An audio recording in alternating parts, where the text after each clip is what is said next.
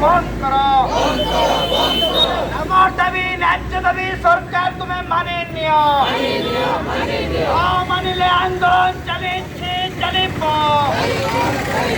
हिंजड़ीकाटु block Barkhandi ग्राम 2टी school बंद और मिश्रण निष्पत्ति बातिल करी तुरंत नामलेखा आरंभ करने दाबी हिंजड़ीकाटु गोष्ठी उन्नयन अधिकारी और गोष्ठी शिक्षा अधिकारी ऑफिस आगे विद्यालय सुरक्षा कमिटी और बड़खंडी ग्रामवासी माने विक्षोभ प्रदर्शन करने सहित बीईओ और बीडीओ को एक दाबी पत्र प्रदान करथिले।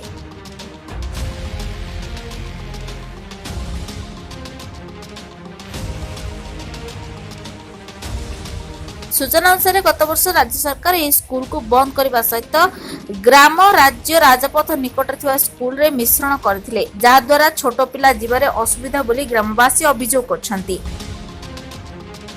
हिंजड़ीकाटरू विद्याधर पाणिग्राही रिपोर्ट न्यूज 10 ओडिया।